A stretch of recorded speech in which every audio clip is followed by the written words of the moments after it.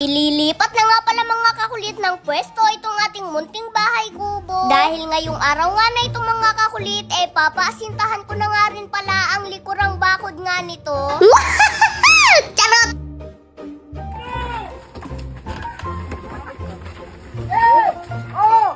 Kaya naman ngayong araw nga na ito mga kakulit, nagpa-deliver nga muli si Papa ng mga hollow blocks na gagamitin pang asinta nga mga kakulit dito nga sa likurang bakod nitong ating munting bahay kubo. Dahil naubos nga yung aming ipinadeliver na unang hollow blocks, kaya naman ngayon nagpa-deliver nga ulit kami. Sobrang nakakatuwa nga mga kakulit dahil ito nga ang pwesto nitong ating munting bahay kubo. Utay-utay ko na nga palang napapaganda ang paligid nito. Kung dati nga mga kakulit, nabili ko nga itong lote na pwesto nitong ating munting bahay kubo. Napakakapal nga ng mga damo nito at napakaraming kahoy. Kung dati nga mga kakulit, wala nga itong kabuhay-buhay, pero ngayon nagkakaroon na nga ito ng kulay. Dahil bukod nga mga kakulit sa nagkaroon na nga tayo ng munting bahay kubo dito, nagkaroon na nga rin kami ng sarili naming CR dito. At syempre nagkaroon na nga rin kami ng supply ng kuryente dito. At ngayon naman magkakaroon naman nga ito mga kakulit ng napakagandang bakod sa paligid nga nito. O diba mga kakulit, at yung dating minamanifest at pinapangarap ko lamang, ngayon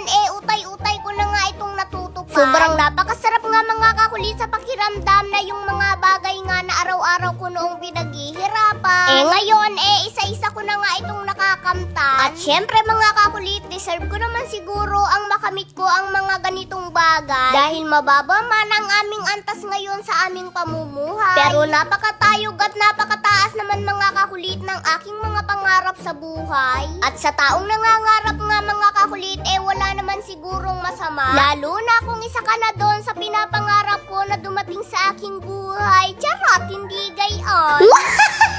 Charot! So bali ngayon nga pala mga kakulit, inumpisa na nga pala nilang asintahan itong bakod dito sa likuran ng ating munting bahay kubo. At sa pagbubuhos nga nila mga kakulit ng semento sa lintel beam at pundasyon nitong ang bakod na ipinapagawa ko, isinasabay na nga pala nila ang asinta. At kung inyong ang mapapansin mga kakulit, medyo dikit na nga dito sa ating munting bahay kubo itong ang bakod na ipinapagawa ko. Kaya naman ngayon, ililipat na nga ng pwesto itong ating munting bahay kubo.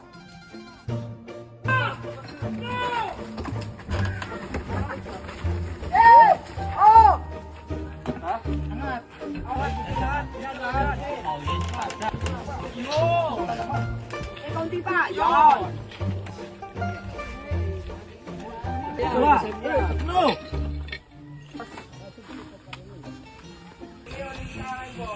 At buti na nga lamang mga kakulit at ngayon ngang araw na ito, meron ngang patrabaho si Tito Ka-Dreamers sa kanyang dream house. Kaya naman yung mga trabahador nga ni Tito Ka-Dreamers ang nagtulong-tulong na magbuhat para nga dito sa ating munting bahay kubo, para mai-adjust at mailipat nga ito mga kakulit ng pwesto. Kaya naman maraming salamat nga sa nagtulong-tulong mga kakulit na magbuhat nitong ating munting bahay kubo para nga mailipat nga ito ng pwesto. Dahil kung hindi nga ito i-adjust at ililipat mga kakulit, hindi nga may tataas ang bakod na hollow blocks nito dito nga sa likuran ng ating munting bahay kubo. Bali ngayong araw nga pala na ito mga kakulit, 3 tao nga ang gumagawa nitong bakod na ipinapagawa ko. At syempre dahil wala nga akong ibang ginagawa kundi manood nga lamang dito sa mga gumagawa nitong ipinapagawa kong bakod, kaya naman kung ano nga yung kaya kong itulong sa kanila, tumutulong nga ako para naman masabi nyo mga kakulit na napakasipag kong tao. Pero ang hindi nyo alam sa harap lamang ng camera at video. Charot, hindi gayon. Charot! At syempre bilang pasasalamat ko nga po sa inyo mga kakulit, mamimili pa rin nga po ako ng mabibigyan ko ng gift basta't mag-follow, like and share lamang po kayo ng ating mga video. So yun lamang mga kakulit, maraming salamat at inyong ang abangan kung ano nga ba ang kalalabasan nitong ang bakod na aking ipinagagawa.